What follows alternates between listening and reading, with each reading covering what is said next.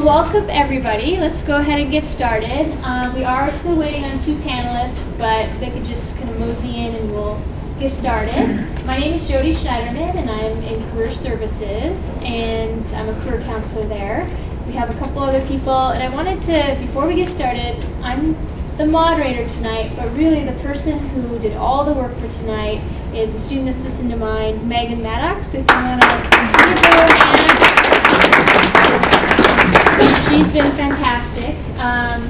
So, just in case anybody doesn't know, Career Services, we are located just right down the hall, and we can see appointments, resumes, major career exploration. We can talk to you more about this panel afterwards, so feel free to meet with somebody.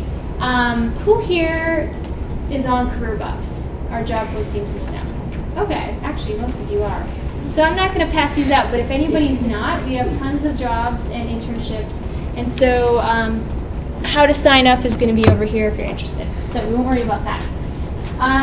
You have a bunch of handouts. We have a lot of events coming up in March. And there's an event in April specific to international careers. Her name is Stacy Verdan, and we're paying to fly her out here. She's an international expert, and her presentation's on going global and how to become an international, make an international career.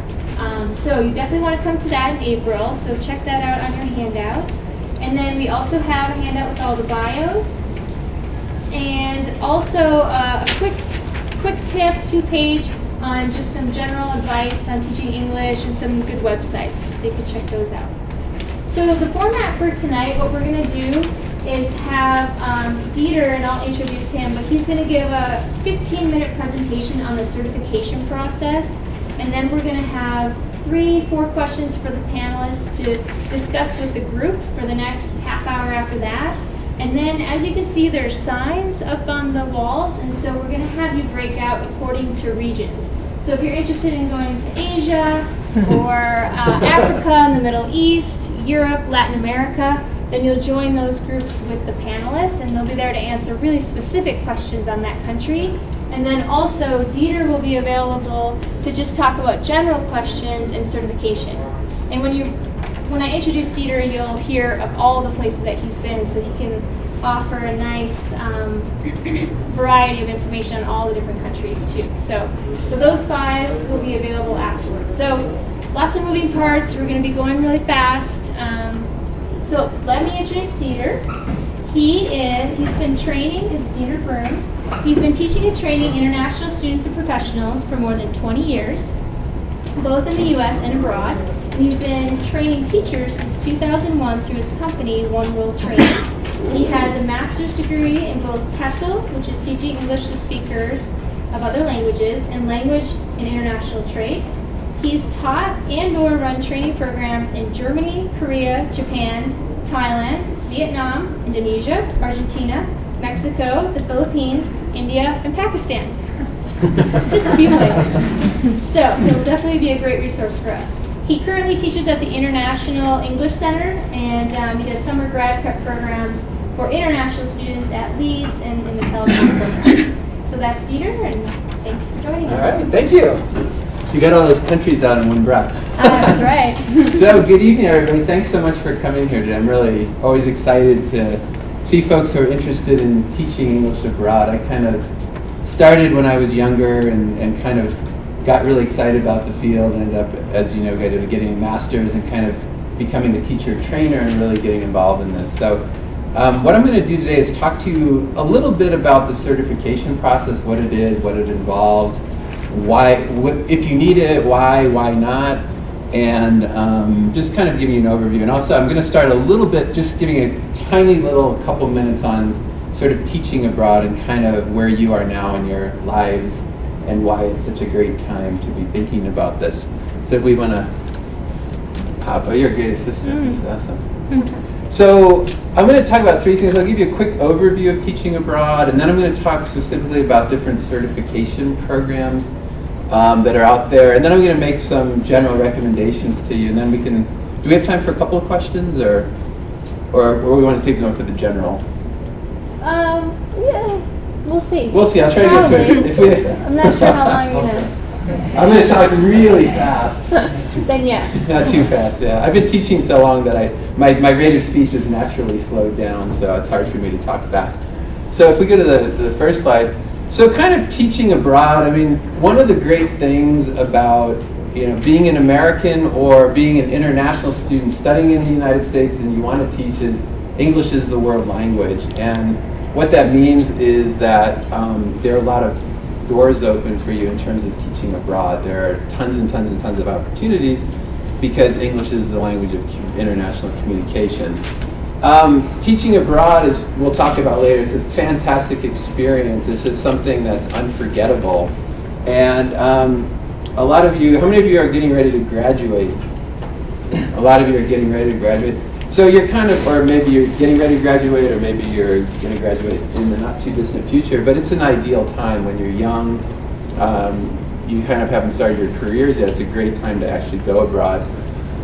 We talked about global opportunities. There's just so many jobs out there. It's just a really cool thing to get into. And the requirements, it really depends. A lot of countries require a bachelor's degree, but not all countries do. For example, Thailand, the minimum requirement to teach in Thailand is either a bachelor's degree or a certificate. But many countries like Korea, Japan, well, Japan, most jobs you need it, not all. Many countries want you to have at least a bachelor's degree. And certification is kind of a preferred thing. I've been training teachers here since 2001, and I also trained teachers in Thailand before that. And one of the things I've noticed over the last 12 years or 13 years is more and more and more language schools and more jobs are actually saying TEFL or some kind of certification is preferred or required. So we'll talk a little bit more about that when we get into certification. But it's this kind of combination of a degree and certification is actually probably 90% of the teaching jobs out there you become kind of eligible for. Master's degrees, it's a much smaller that you need, and a PhD is a very, very small. So with this degree and a certificate, it actually opens up a lot of doors for you. So types of certification, I put up online training there first. If you do searches online, you'll find online programs listed. My general feeling on online courses is if you can avoid it, definitely avoid it. Most schools now are getting smart about the fact that you can't really learn how to teach by reading stuff online. It's a hands-on type of thing. So online certification is kind of it's a very, very minimal thing. A lot of schools don't recognize it. They'll tell you it's recognized, but it's often not. So my general, again, take on online training is it's not really that beneficial, and you don't really learn that much. I've known people who've actually done it before, and they really didn't learn how to teach. They learned about grammar, they learned a little bit about some things, but they didn't really get that practical side. So when we talk about certification, if you start doing research online, you're going to see the CELTA, you're going to see the TEFL certificate, you're going to see a TESOL certificate, you're going to see a TESOL certificate. You're going to be like, oh, what's all this stuff mean? The CELTA is based out of Britain. It's the Certificate in the English Language Teaching to Adults. It's the oldest certificate out there. It used to be called the RSA. It's a very well-known program. It tends to be very rigorous. Shannon, I think you got your CELTA, right? So you can look at him. He's kind of hurt, but he's still traumatized forever. We have to give him therapy sometimes. But CELTA is a very well-recognized certificate, and kind of was the leader in terms of getting certificate programs started. In England, I can't remember the year they started, but there was a time when they decided they needed to train unemployed people to do something different, and they actually trained people to teach, and that's kind of how the whole certificate world started in England, was just as a way to train people to do something new. And it was, the idea of it was, let's take a month, let's make it intense, and let's teach these people how to teach. And since then, it's obviously grown a lot.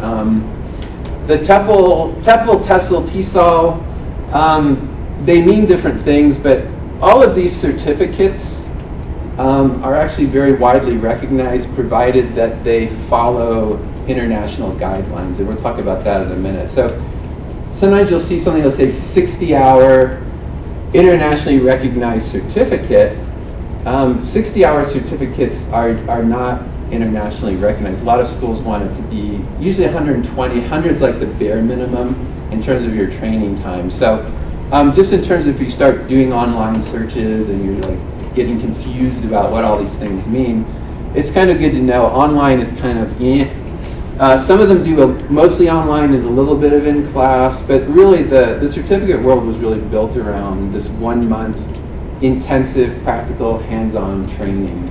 And certificates will call themselves these things sometimes, but it's always important to look at how many hours of training are you getting and things like that. So if we go to the next slide, we can talk a little bit about it. So the internationally recognized ones, it's generally 120 hours. Now it used to be 100. 100 I think is still kind of okay, but generally 120 is kind of the preferred minimum. And the big thing too is this practical hands-on side of it. I'm going to trip over the mic. Can you guys hear me okay? Yeah, okay, good. The practical hands-on side is really important. Some universities offer certificates, and basically what they do is they have someone take a couple of theoretical courses in their master's program, and they say, okay, you're certified, but it's really not the practical side. So the best programs really are focused on hands-on training. They cover some second language acquisition theory, but the idea is really it's practical. So if you want to really get into theory, it's good to get a master's degree. If you want to just learn how to teach, it's better to get a certificate because that's really going to give you those tools without being bombarded by too much theory. They have a heavy focus on teaching techniques. It's really, how do you do it? Listening, speaking, teaching, listening, speaking, reading, writing, grammar, using games, using theater techniques, all kinds of exciting things is really what you're looking for. They cover grammar and phonology. Grammar, it's important to have some understanding of grammar, but you don't have to be an expert in grammar to teach English. Right, Shannon? Shannon's an expert in grammar. But the idea is we don't want to take 100 hours and teach you grammar. The idea is to understand some of the basics of grammar, and then how do you teach grammar in a way that's interesting and exciting for students. How many of you love grammar in this room? Oh my gosh, 1, 2, 3. And they actually acknowledge it. Oh, these guys love it. Yeah, Chad likes it. And then phonology would be things like teaching pronunciation, English rhythm and stress patterns, things like that, the phonetic alphabet, some things that have to do with that. Some programs, including the one I run, include a foreign language experience. So when I train teachers, I do 3 lessons in Thai using no English. So I actually teach Thai, and there's no translation in the classroom. It's done 100% in Thai, and after 3 hours, it's surprising how much the students learn, but it sort of puts you into the role of a beginning language learner to sort of see what it's like to be the learner, which can also help you become a better teacher. So not all programs have this component, but I think it's really helpful. And this piece is important too, is classroom experience. It's getting into the classroom with real international students, getting opportunities to teach and work with them so you're actually getting that experience while you're getting trained. Okay, I'm taking my 3rd breath. So when we talk about this, my recommendations, if we want to talk about this, number 1 is really, I think it's really helpful to get certified. Korea is a good example of a country where you don't have to be certified, and there are a lot of jobs where you don't need to be certified. But even in Korea, the best jobs are really, going to be given to the folks who have experience and who are certified as opposed to not. The other reason I recommend getting certified is imagine, if you're a native speaker, does it mean you can teach? What do you guys think? Yeah. The thinking used to be, if you're a native English speaker, you can walk into the classroom and you know how to teach the language. And that's kind of why the world's kind of waking up to the idea of certification, is because just because you're a native speaker doesn't mean you know how to actually teach the language. And I think that's one of the biggest benefits of certification, is just learning how to do it. And certificate programs are really focused on the how to, again, not so much on the theory, but really how do you go in the classroom, how do you plan a lesson, how do you put all this stuff together. So I think it's really important. I think it's also good to think about, I know we have the regions here, we have Asia, Africa, Europe, we have all these regions. It's good to think about where are you interested. I know some of you probably studied Spanish and you might think, oh, I want to teach in a Spanish-speaking country, so maybe Latin America or Spain. Or if you studied Japanese, you might want to teach in Japan. It's good to think about where you want to teach and what kind of students do you want to teach. Some people are frightened by little kids. They're like, oh my God, because you have to discipline and teach. There are jobs with teaching adults, with kids, with middle school kids, with business people. There are a lot of different audiences that you can actually work with. And it's good to think about, you know, as you're kind of thinking about this, what actually speaks to you. Language schools tend to have very small classes. In Korea, for example, the public schools have, what, 50? I don't know, I'm Japan. Oh, you're Japan, that's right. I just said, I figured it's close. But there might be 50 students in a classroom versus at a language school you might have 8 or 10. So those are good things to think about too, is, you know, do you want to work with a big class, a small class? Think about where you want to be. Do you want to be in a city? Do you want to be in the countryside? Do you want to be in a small town? Those things are important too. Do you want to be in a place where there are a lot of Americans, or do you want to be in a place where you're the only foreigner? And I know people who've done both. You know, there's some who've gone to villages in Japan where they were the only foreigner in the whole place. So, and the big thing too is just being flexible and open-minded as you're kind of approaching this and thinking about cultures and really what you can gain from being in a different culture. And those of us who've spent a lot of time abroad know this. It's just, as you go to different cultures, you kind of, it helps you grow as a person because you're actually seeing the world through someone else's eyes. So it's really important as you get into this thing. So I know, do we have time for questions, or are we good on time? Or should we move on? I'm finding We can take one question. One question? Oh my God! Everyone's like, not me! So Or a couple quick questions. that was kind of a quick thing, but just to summarize it, I think that, you know, this, oh, yes? I'm just laughing. You're laughing? Yeah. That certification is important, and teaching abroad is an amazing experience. Yes? So are there different certifications for teaching math, for instance? For teaching math? Yeah. That's a great question. What's your background? Are you a math major? Engineer. Engineer. And you're interested in teaching math? Yeah. One thing, and I'm not as much of an expert on math as I am on teaching English, but there are international schools all over the world, and they tend to hire people with certain skills. So I don't know of an exact certification for teaching math abroad. I could imagine, though, that having a certificate in teaching English would help you in terms of teaching math, because when you're teaching math and English, you're actually teaching a different language as well, which can be confusing, actually. Yeah, good question, though. Any other quick questions there? I think you have to find like a very specific school that was looking, unless you're fluent in a, you know, in that country's native language, you have to find a really specific school that's looking for basically a foreign math teacher. So it's sort of like searching for a needle in a haystack. It might be out there, but it'll take a lot of looking. There are a lot of international schools, but you do need to be certified with a stateside license for that. The Department of Defense schools as well that you can go to. So there are opportunities, but there are a lot of volunteering opportunities. You can volunteer in the world, you can go and you can teach any subject. Or if you just had private schools, like my boyfriend, who's now my husband, we went down to Ecuador. There was like a job listing in one of the little, you know, tourist restaurants. It was like, need a math and science teacher. He's an engineer as well, but was a French major at the time. And it was for 4th and 5th graders. He got the job and had a blast. That's Well, awesome. he wasn't certified in anything. Okay. Cool. Good example, yeah. Great, good questions. Yeah. Thank you so much, David. And I know if you guys want to talk to me later, like here's specific questions, you can. And I also have some brochures about there's a program coming up right after graduation if anybody wants to kind of learn about that as well. Thank you. Okay, so now we're going to have each of the panelists answer 3 questions. Ooh, So sounds like The we're Bachelor. going to do quick.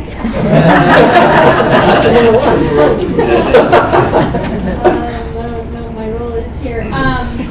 So we'll start at this end. If you could give your name, where you taught, what certifications you have, if any, when, and for how long. Probably should have looked that down. But name, where you taught, certifications, if any, when, and how long. So Chad Pennington is my name, and I originally taught in mainland China, having flown over to look for a job right after getting a TEFL certificate, right after finishing my bachelor's degree, 2006. But I've also taught in Taiwan privately, and I had taught in Europe when I was an exchange student being there.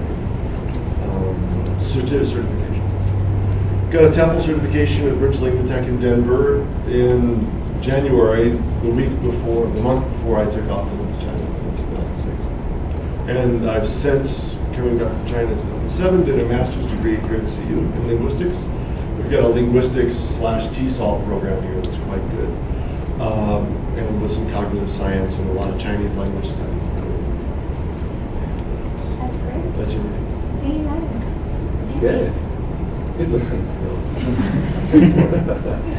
I might need some help. My name's Shannon Ames. I spent most of my teaching over in Europe, but I was also in Asia. I'll talk just a bit about certifications and that. I got my undergrad in English, literature and writing discourse studies, and I rolled over into a master's degree to teach K through 12, and realized that during my internships that I was too young and not ready to dedicate myself to teaching in American public schools. So I went to Portland, Oregon, and I took the CELTA up there, a 1-month program. Pretty intensive, amazing course though. I learned a lot, and decided just after that to start looking around for jobs, spending some late nights on the computer, just checking out different places in the world. Discovered first just summer jobs, really, and I found a summer job in France, and it's still available. Actually, they're looking now for people, but it's called American Village, or Amville, they call it, and it's in many locations in France. You just go, you don't have to commit for a long period of time. They deal with all your visas and everything. It's not well paid, but it's not bad. You can go over there and work as a counselor, or you can teach English as well. So did that in the beginning, and then from there I just got on the computer again, more late nights, and put it all together, and I ended up over in Asia and Taiwan for a while, and that was an amazing job. So from there, figured out how to get back to Europe, and summer job, I teach at the American School in Switzerland, TASIS. It's an incredible school, and I've been teaching there for nine summers. This will be my 10th, so I'll be going back over there. It's kind of the red carpet of all summer jobs. So there are a few of them that still exist. And then teaching at mostly universities in France, but also in public schools. I was teaching as a language assistant in the beginning, kind of worked my way up, and then into teaching at universities, political science university, Sciences Po, and then into some of the bigger schools at the Sorbonne in Paris, and many locations in France. Definitely some great experiences out there if you want to see the world and get paid to do it. It's pretty good opportunities. And you teach here too? And I teach here now. We both teach yeah, at we IEC have actually. We got the most. all three of us, yeah. So, IEC, which is the International English Center here for CU. So there are even good jobs in the States. My name is Brina Coleman. I was in your exact position in 2009, and I just decided that I wanted not only to travel, but to kind of do something with myself at the same time, so I didn't feel like too much of a bum right when I got out of school. So I picked Madrid, and originally I was going to go there first, but there was a great certification program in Barcelona, so I decided to do a month there. I got my certification. And then I did a 2-month supplemental kind of program for business English for 2 weeks, which really helped kind of fast track me into a job, which I later found in Madrid. And I was teaching private lessons as well as group lessons, and stayed there for about 6 months, and then decided I was going to try Mexico City. It wasn't a mistake, but I would have liked to spend more time in Spain, and I've since been back to Spain, but then I didn't enjoy Mexico as much as I enjoyed Spain. And then I got into teacher outsourcing. Basically, once I had a big enough teaching community of teachers around me and students and private students, I was able to place teachers in other academies, and that's how I was making most of my money, which there's those sorts of options as well. And then I moved to Argentina, which was probably the most exciting part of my teaching career because that's where I learned the most Spanish, and that's when I really connected with the culture, the students, and everyone around me. And so I would really recommend going somewhere where you can learn the language because it really, really enhances your experience. So in total, it was about 2.5 years. I just got back, and it's my job. Well, some of my jobs in Argentina kind of led me into the career I have now, which is in digital media, but working with Latin American companies and advertisers. So it basically all went together into a nice little path, into a nice little career. So if that's what you were looking for, then I would definitely suggest that. My name is Tori Pegler. I actually work here on campus at the Alumni Association. But I originally, when I graduated from college, I wanted to go learn Spanish, and I also was like, gosh, maybe I want to teach. So I ended up doing a program called World Teach, and they basically place you, they deal with your visas, they train you for a month when you get into the country, but you pay a fee, and then they deal with everything. They place you in a homestay family for a year and all that. And I didn't speak Spanish at all, so it was actually really great to go to the country. There was 60 other teachers who were being trained with me in Quito for a month or 6 weeks, and so we ended up, and then everyone fanned out across the country, so I had this network of English speakers too that I could go visit, you know, like Tony in the rainforest or, you know, Susie in the cloud forest. And so that was kind of a great way, and I brought my mountain bike, so it was a great way to explore the country, was to bike to these places from the capital. So that was awesome. I taught at a military institute, which was kind of wild because, first of all, there was no women barely. There were 2. And I had the huge classes you're talking about. I had like 50 people in one class, and they'd be like bringing their broken phones in to like fix them while I was teaching. You know, it was kind of this funny, and there were guards around the school, and I was the only one who didn't need a pass because I stuck out as not being someone from there. And so it was a great experience. It was like yeah, it was just interesting. And then I came back here, was teaching writing actually at CU-Boulder, the required writing class you all have to take. I was teaching the senior level one. And then I took a semester off and lived in Nepal and was thinking I was just gonna volunteer and walk into this English institute. And I was like, hey, I'd love to volunteer. They're like, we'll pay you. So I was able to get paid, like, again, no certification, had awesome tiny classes between like 3 and 10 people, and it was a great way to get to know the culture a lot better. So that was just 4 months. I'm going to interrupt for 1 second. Can people in the back hear? Okay, good. So you have mics, so good. They were saying no back there. I don't know if we want to use I think I saw everybody's Maybe- nod yes. Who cannot hear? It's live. We can use the mic. It's not live. We get a lot of seats open in front. So That's it, yeah. Anybody who, so because I saw mostly nods, so anybody who did not, you can come sit in the front. That'd be great. Okay, so really quick. We use the mic? Okay, so who? I'm going to use the mic. Okay. Can you hear me okay now? So we're just going over briefly to introduce yourself, your name, where you taught, certifications, when, and how long. I'll try to remember that. Okay, sorry for being late. I'm Jennifer, and I taught abroad a couple of places. I started out in Costa Rica, and then, I'll start from the beginning. I took a vacation in Costa Rica, like probably a lot of you have, like similar places, and I thought, you know, I definitely want to go back here and spend some time. I was an English major in college, so I decided to get certified to teach English as a foreign language through a TEFL course. I took that course, I went back to Costa Rica, got a job teaching kindergarten, which I did for about 6 months. It's kind of rough. And then I decided to switch it up and teach adults, so I got a different job. I stayed in Costa Rica for about 3 years teaching English, and then I was ready for a change, so I decided to go somewhere else. I applied to a bunch of different countries and ended up in Morocco. And I taught in Morocco for about a year. And then I kind of meandered my way out of Morocco through Spain and taught there a little bit, sort of stayed with a family and taught their children English in exchange for room and board. So that's the path that I took. now I live in Denver. I work as an advisor at a certification school for people who want to take the kind of course I took.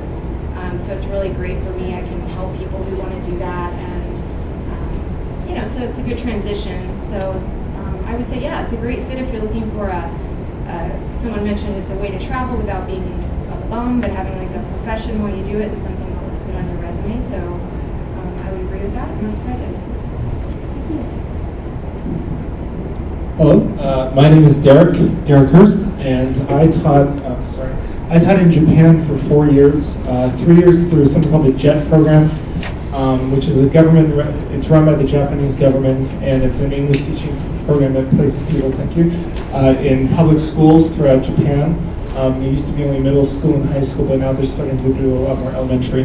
I have a CELTA, which I got before I went over to Japan, I did 3 years on JET, and I moved to Tokyo actually to do music, to play piano at a hotel, and I taught English part-time. And I lasted a whole 8 months in Tokyo before I pretty much had a nervous breakdown and had to come back in a fit of tears back to the United States. But I've recovered, and I'm actually going back to Japan next week to commence a 1-year teaching, a minimum 1-year teaching thing. It's called assistant language teacher, which is what JET does, and I'm going to be doing that again for a private company. So, thank you.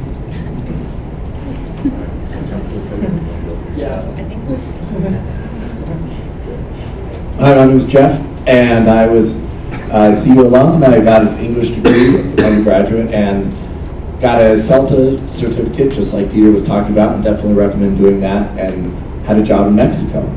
And learned I really liked the teaching, and so I did come back and get a public school teaching job, and that is quite a challenge, but it is also a great way, an opening for that, to teach ESL here for immigrant kids at the high school level, and that's been a wonderful, wonderful career for me ever since then, and it has even allowed me to take like a leave of absence when I did for the Peace Corps, which is also a great opportunity to go abroad. And they, like World Teach, I think, is very similar. Great network of people all over the country, good training program, really great language training program.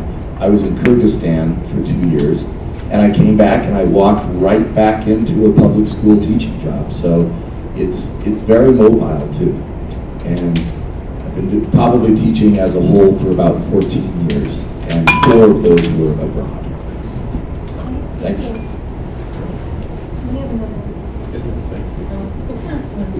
I'm Holly, and I graduated from here in 2008 from Environmental Design School.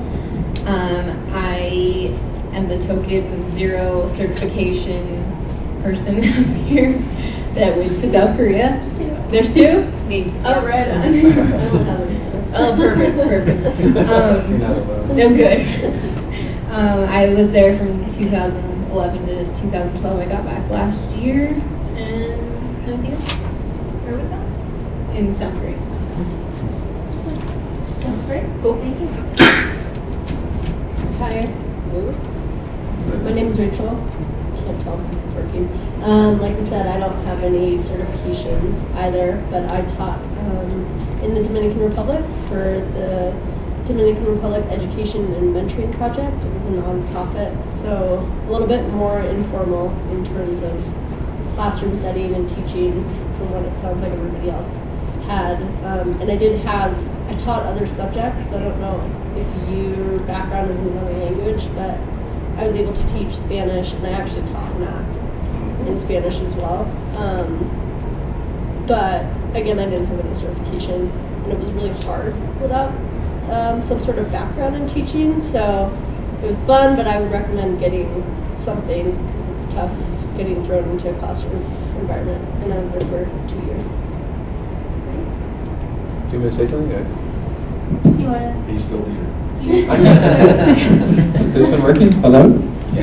Yeah. So I know that I had a big introduction for us. I don't want to take too much time, but I kind of got into teaching when I was doing grad work over in Germany, and a friend of mine had a friend who had a language school, and they were looking for someone to teach English, and I walked in and talked my way into the job, even though I had no training.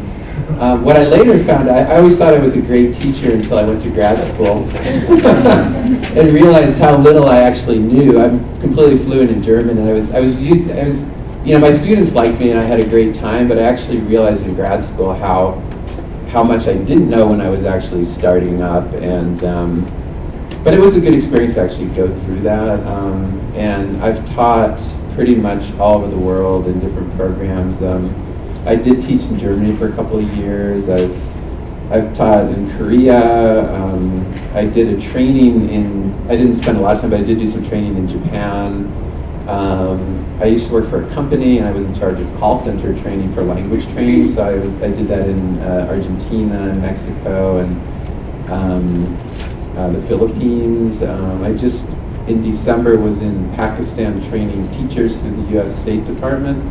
I trained teachers in 2 different cities, university English teachers, and so my father was from Germany. We kind of grew up traveling, so my whole thing when I found out that I could actually have a career where I could teach abroad was fascinating. But yeah, I got my master's and ended up with 2 different masters, and since then I've just really taken off with everything and just love what I do. Great. Okay, so next question. So try to take 1 minute each, if you can. Ooh. In general, We got our math, you can get our time keeper.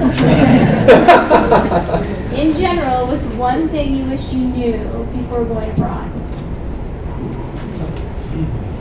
We don't have to go in order if somebody is ready. And so it's one thing you wish you would have known. The language. Okay, that's You know, easy. I mean, it's kind of fun to go in not knowing it because you have that learning experience, but I would say it's very advisable to know as much as you can.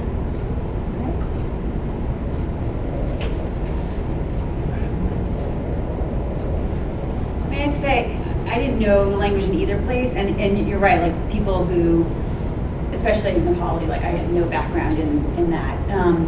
But I think one thing to think about is it's a super fun adventure, but it's also, and I don't mean to say this in a negative way, but you have to also be prepared, especially if you're coming out of college and you're surrounded by friends all the time, whatever, to be prepared to feel alone at times, and that's totally okay.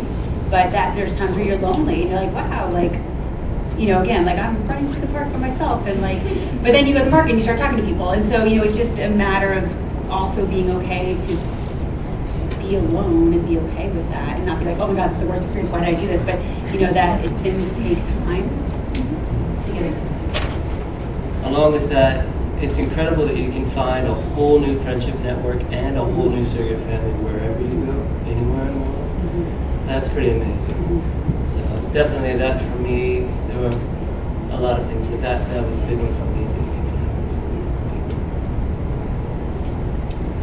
I would say your passport visa requirements are all very, very important. I had a 36-hour stay in the airport jail in Madrid, so make sure you get everything sorted out and you know how long your 90 days is, if you need a visa, if your school will give you a visa, you need to go through the right steps to do that. Otherwise, they will put you on a plane and send you back to America, which isn't necessarily punishment, but I would suggest sorting that out before you go, because I was definitely under false pretenses, and yeah, it was horrible.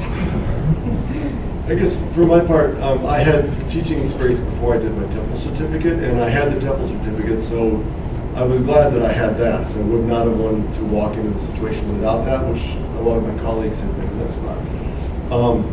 Being in China, I had studied a little bit of the language, but it would really have helped a lot to have more experience with the language, particularly in a place where you can't even just read and figure out what that might mean. So if you're looking at Asia, I would say definitely some language experience. And then along with that, knowing some more things about what to expect along the lines of how things are done relative to how you think things should be done. Even to the degree of what sort of malfeasance and dishonesty or things like dishonesty that you might expect from different kinds of potential employers or potential go-betweens. So it's kind of a general cultural understanding of the way that arrangements are made between you and the government or you and the teachers. And the language helps you kind of figure some of that out. So that is the basis. So the question was, what was one thing you wish you had known before going abroad? And I'm going to have to take a slightly opposite view on this. There's nothing I wish I would have known before having gone abroad. Because to be honest, the whole thing is such an incredible adventure. And if you go into it kind of knowing too much in a way, I mean, it'll still be an awesome adventure, but part of the fun and part of the growth experience is going in with no idea what to expect. And I mean, of course, there's things that would have made my life easier. Knowing that you have to study for driving tests or something, that kind of thing. But for the most part, it's you kind of just need to go in head first, and there's nothing I wish I would have known. I go back to Japan now next week, and I know a ton more about how you live in Japan and kind of the procedures, and of course it'll make my entry easier. But I had a wonderful entry the last time, knowing nothing really about Japan, although I had spent the summer there beforehand. And yeah, I mean, it's just an awesome adventure. So yeah. Yeah, and something that I've spent a lot of time abroad, so it's hard for me to remember the first time. But I think there's kind of that combination of the excitement of the unknown, and then kind of knowing a little bit of what to expect. One of the things I think, as just a recommendation, it helps to maybe read a little bit about the culture and some of the deep cultural differences, like how people think, how people interact, what are the values, general values in the culture. Because the reality is every country, every culture has its unique things about it that are different from the culture that we grew up in. Even in the U.S., we have different subcultures, but I think what really helps is just kind of being aware of that. Like in Japan, maybe means no, and they never say no. And as an American, we're much more direct and straightforward. It's like, why can't they say no? Because it's a different culture, and the way of communication is different. I think it's helpful. That's when I put the be open-minded up there. I think it's just really important to just open your mind up and realize that when you go to a new country, you're going to interact with people who come from a different culture and who maybe have different values. And don't be judgmental about it. There's no real right or wrong culture. It's just different. And I think all of us, as you've heard us talk, we've all really gained a lot from being abroad. And you learn so much and you really grow as a person. So I think that's a big thing, is just learn a little bit. Be surprised, but be a little prepared, and be prepared for something that's very different. Can't think of anything. Yeah, I also can't think of anything. You already said yours. You would get the TEFL. I don't know if I would look up at least some classroom method type background thing. If I knew I was going to go teach. I wasn't completely aware that I was actually going to be teaching. But if you know you're teaching, it might be good to research some methods. I could piggyback off of that. It's great. It's a great opportunity to travel around the world and see all these new places and kind of earn your way along the way and see these exotic places. But I think there's a certain amount of responsibility involved in it too, in that sometimes people they're paying a lot of money for you to teach them something they need, and you should take it seriously and honor the contract and finish the terms. And that's a understanding that I got that I didn't fully appreciate when I first arrived. And so, take the job seriously, but have a good time at the same time. So. Good. Okay. All right. Last question then. In your opinion, how can teaching abroad help prepare somebody for a career? So, how can teaching abroad help prepare somebody for a career?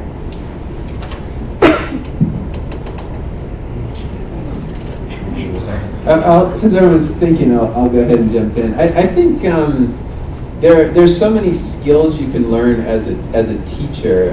Just the fact that you're in front of a group of people and just getting comfortable, no matter what career you're in, just having that comfort level with being in front of a group, being cross-culturally sensitive, I think is something that you can really learn. You can take into any career you have, whether it's teaching or business or something else. Having an open mind, being able to see situations in different ways, just because from what you learn from being abroad. I think really there was somebody, actually it's interesting, who took my training a few years ago, not necessarily to teach, but just because she wanted to get the confidence to be able to do something with her life. And I think teaching abroad really opens your mind, it gives you a lot of confidence, and it can really help you in a variety of career paths. And the great thing about teaching is you don't have to make it your career. You can, like some of us here, we've made it our careers, but you can go abroad and teach and learn and have these great experiences, and then either go into teaching as a full-time career or go into something else. But I think you really get incredible tools that you can carry with you throughout your whole lives. I think besides all the totally, that was very well put, so I'm not sure how I can improve on it, but what I would say is that, aside from the obvious, if you're actually looking to become a teacher, obviously it's good to teach in another country. But what I would say is probably the most practical thing that you can get from teaching abroad is you get a pulse on another country. And I mean that in the sense that, for instance, when I went over to Japan, I was just kind of looking to be honest, to have a fun, awesome experience. But I suddenly kind of realized quite quickly that, oh my God, like I actually might want to live here over the long term. And then suddenly you get this kind of weird experience where you suddenly don't know what home means anymore. If someone asks you, where are you from? It's kind of the same problem third culture kids have, is when you ask them, where is home? It's such a weird, ambiguous question. And you suddenly realize that home can mean so many different things. And in terms of future careers, it allows you to make the kind of connections that you thought you just could never have imagined. I mean, the connections I've made in Japan, not even necessarily through teaching. I mean, like I said, I had a gig playing a piano at a hotel in Tokyo, and that's the reason I moved there. And the kind of career options that open up once you have your foot in the door, so to speak, are pretty amazing. So yeah, that's why I do that. Along those lines, kind of related to that, if you have an interest in an area of specialization, like I have a deep interest in U.S.-China relations and a lot of the things going on with politics and the intersection of politics and culture, and to a certain extent education. Part of that I had before I went, but it really developed for me from living in that context and having lived in mainland in Taiwan, which is in some sense the same place, but very much different places. So sort of the idea of giving a pulse on a place in an intuitive way is something you can only really do from being there, no matter how much of The Economist you read or how much you watch PBS or CNN, which I highly recommend doing all that. But being in the place and say interacting with academics at a university, if you have the chance to teach or study the language of the university, gives you a lot of insight from lots of individual perceptions on what things are like for them, and then how they relate to this issue about, say, the other country, for example. And so I think, if you do have a particular interest in an area, even if it is, engineering, what's engineering like in mainland China as opposed to here? And for, plugging that into what you want to do as a career, assuming you do have an interest in international things, what your career can be as from an international perspective, and what your place could be in between two countries, and sort of bridging. I see my future sort of bridging gaps or building the bridges between the US and China, for example. And you can only do that from developing this intuitive experience as well as your academic and intellectual awareness kind of concurrently. I think one thing that hasn't come up very well is, for example, when I was in the Peace Corps in Kyrgyzstan, that is just one poor country that needs so much help, and we came across constantly non-governmental organizations and developmental like USAID and the State Department and the Soros Foundation, just this incredible wealth associations from all over the world that go to really developing countries, and I have numerous colleagues that picked up jobs from those working for the United Nations even, and bringing in all kinds of international development help. So that's a really good way to think about it too. Anybody else? I would just agree with the confidence thing. I would say, as far as, when you job interview and the employer always asks you things like, can you show us an example of leadership, or are you a good problem solver? Well, once you've moved to a foreign country where you don't know the language and you got yourself a job and you stood in front of a class of students, I feel like you just have so much confidence for any other job that you get, because that was super hard. And then anything else just seems so doable. So it's a huge confidence booster just for job searching and feeling that you can accomplish whatever you want. So for me, that was the biggest thing. And while you're teaching, just make sure that you're constantly learning and you're constantly meeting new people. The biggest mistake I made was hanging out with too many Americans when I was in Madrid. And when I moved to Argentina, I didn't know any Americans. And this is where I met all of the people that I worked for. I was working for a website that has an office in Brazil, in Chile, in Mexico City, in Argentina, and in Spain, and doing all of their content editing. And this job wasn't there until they met me. So the position was made specifically for me because I had met them, and I would highly recommend just meeting as many people, and just, if you can, take the language away with you, because that's why I have the job I have now, is because I speak Spanish. And now, when I left, teaching was kind of what I was going to do before I figured out what I wanted to do. And when I got home, I didn't have any question, it kind of just shoved me right into a position. So just always be open-minded and just try to learn as much as possible. And they also mentioned that English, it's eventually going to determine the livelihood of someone else. So you have to take it very seriously. So you can't just go there, and it's not a joke for these people, they're paying you.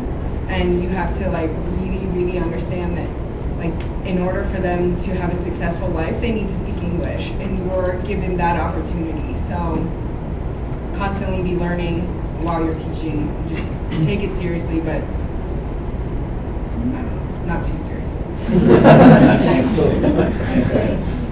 Is there any question that somebody'd like to ask? Just it's a more general question before we break up into groups.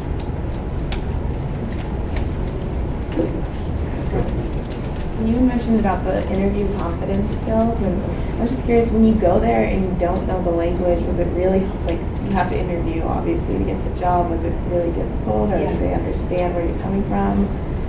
I can tell you, I had an hour and a half meeting with the director of the military institute I was working at, that I was signed in, and I didn't speak any Spanish. I learned enough Spanish that I'd be like, hi, how are you?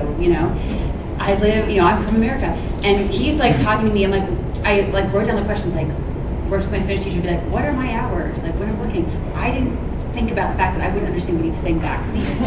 So we spent an hour and a half in this little office looking at the calendar, and me being like, huh? And thinking I got it, and then him being like, no, and then, an hour and a half. And I got back and was talking to a friend, and they're like, when do you start working? I'm like, I think it's 21 days from now. That's when I'm going to show up, but I'm not sure. And so you just, and again, that goes to the confidence thing. You're like, if I can do that and survive, do that for a year and grow and learn a language, I can do anything. And so, yeah, it's hard. You're like, I don't know when I'm working, but I think I do, and I'm going to show up. And so we had multiple conversations like that until I learned the language. But if you are interviewing at an actual English academy, it's going to be in English. And you can make your transition with the language as rigorous as you want or as slow as you want. I didn't speak any Spanish for 5 months. And I was perfectly fine. And then I came back fluent, So it's basically at your own pace. So if you want to interview in Spanish, by all means, but don't kill yourself over it, because you'll be fine. In some cases, some schools, like the one where I went, was very focused on oral English, and they had no interest at all in me knowing Chinese, because they had experience with people coming over like, yeah, I'm going to teach English, but I'm here to study Chinese or Spanish. And so they don't want you interacting with the students in the native language if they know anything about teaching second languages. And so generally there's a lot of support and understanding that you're They actually may expected to even know. test you on your English. Yeah, again, if they're serious, it's serious school. Yeah. That's largely the case, is they want you to speak English with the students, but the administrators, they kind of prefer if you speak their language. It's a great question. Let's take your question and then we'll break up into groups. So I'm sure you'll have very different experiences. What is a day like or a work week like? Is it 40 hours a week? What does a day or work week look like? What's your work schedule look like? I know they're all going to be very different. Ooh, it varies. Depends on how many hours you want. Yeah. I could fill my schedule pretty easily, but I could also, have 4 or 5 hours off a day, or it just depends on how much you want to travel. If you can find a school that you work at and you go there and you get solid block hours, is what they call them, that's a really awesome opportunity. But if you are finding different classes all over the city, that can be difficult, traveling and money and that sort of thing. But it's basically however many you want. There's resources out there. You can fill your schedule up, or you can keep it wide open if you want. Yeah, and a lot of language schools have a set schedule. So if you teach there, you might teach 20 hours a week or 25 hours a week. Argentina, I think you were more like doing piecemeal here and there. But a lot of times you can get a job lined up from the U.S. When you get there, you teach X amount of hours per week. It might be 4 hours a day or 5 hours a day. Korea tends to be 6 hours a day is pretty typical. That's actually a lot. Contact hours. Contact hours. Yeah, contact hours. It depends if you're teaching at a university or a high school or a language school. University jobs usually have fewer contact hours. But generally, a lot of the jobs out there, you're hired by that school and you're pretty much a full-time teacher there, which could be anywhere from 12 to 30 hours a week of contact with the students, depending on the country and the situation. Something to be mindful of if you're interested in Asia, particularly mainland China, is that you might be asked to be scheduled for 20 or 25 contact hours a week, especially if it's mostly conversation, but they often won't make any allowances for the prep. And you can have there's a lot of divergence in how much prep may or may not be required for it. And China has been sort of notorious for people getting into these contracts when they end up having, like 4 or 5 hour-and-a-half classes 5 days a week or through the weekend, not including prep time, with like 40 people in the class. So somewhere, depending on the location, you need to be really careful about what's in your contract and what sort of provisions are there for preparation, let alone materials and the working environment and stuff like that. But like I was lucky that I paid attention to that. I was aware of that before I went, and I made sure that the contract was clear in both Chinese and English, so that I knew what I was getting into. Anybody else want to add something? My experience, at least in Europe, was, as Dieter said, it's definitely very scheduled. You have your days. It can vary from semester to semester to university. But if you're teaching in public schools as an assistant de langue, and a language assistant in French schools, for example, then it really does fluctuate a lot, but it is a set number of hours that you work per week. You do not work over that, and you often work under that in many cases. And the difficulty is with that's in Europe. That's in Europe. That's in Europe. Regional. Europe's a little different, right? And there are a lot of vacations in Europe too. That's another nice thing. But with your visa, your all your national cards and things that you have, your special visa that you get, it's more difficult to negotiate work outside. Asia is easy. In my experience, you can find a lot of work outside of your other jobs. So if you want to save money, Asia's a better bet than Europe. Actually, speaking of that, really quick, I'll ask the question that maybe you feel uncomfortable asking. So what can they expect to earn? What were some of your earnings, just to give them an idea of what that could look like, really quick? And you start off at, pretty much the mid six figures, and yeah, I don't know. From what I understand, the Middle East is really the best. If you just care about the money, the Middle East is the best place to teach. I've heard like $6,000 or $7,000 a month in some places, but yeah, I mean, Japan is usually somewhere in the area of $2,200 up to like $3,500 a month for kind of public school teaching jobs and conversation school, and then the universities can be higher than that. And I have no idea what it's like for South America or anywhere else. So, yeah. And two, it's important to keep in mind the cost of living wherever you're planning on going, because your salary is meaningless without weighing that against whatever you're getting out. So, I might have made $800 a month in Costa Rica, or maybe, somewhere around that. But my rent was $200. So, putting it in perspective, I don't know what your rent was in Tokyo. I bet it wasn't $200. It was high, but when we first got there, my rent was $60 a month. But you can still save money, right, in Japan? Oh, absolutely. Yeah. You get paid way. I mean, Japan is a great place to teach because they pay you very, very well, and it's just kind of like a 24/7 party. I mean, lifestyles are a huge factor. Because a lot of people here, it seems like you did this weird backpack teaching thing, and I just kind of I don't know, because I mean my experience is having a very kind of solid, stable income, where I actually had a bank account and it's deposited on the first of every month, and 40-hour work week and stuff. So I was getting kind of a regular wage. So I don't know, it's like if you're slumming it, but and I don't mean that derogatory. I'm sure it's a ton of fun. It's just not for me. Yeah. Well, when in the Peace Corps, we were volunteering, so we didn't earn any money, and we were living right at the level of the local economy, and that was an eye-opener too, because we just you actually had to watch your money to make sure that you had enough for food. There was a little bit of a food allowance, but it was I didn't make any money at that job at all, except when you come back, there's a settlement stipend, so that helps a lot. The period during your certification is really important.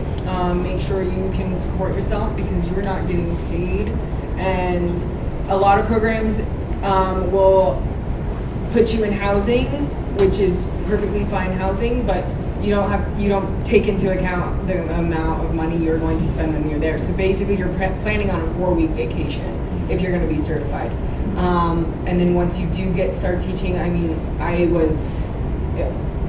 was paid 15 euros an hour, and I worked 30 hours a week, but that was pretty good, and that was a lot. That was a lot of hours compared to everybody I knew. So a lot of certification programs, I guess what you're referring to, is you can sign up for a certification program and go to the country that's in the region where you want to end up working, and then do your training there. But actually, like she says, you need to make sure you can live until you get hired, and a lot of times they'll place you. So my situation was the opposite. I did my Temple certificate, jumped on a plane to Shanghai, and figured I'm sure I can find a job. So a lot of faith involved there. And after 2-3 weeks, I actually lucked into a really good job. I was getting 10,000 renminbi, which is about $1,200 US in China, plus a couple of thousand renminbi for housing. You can make as much as $2,000 a month now in Shanghai or Beijing if you get a good job, and which is still enough to live and save some money, but it's not tons of money.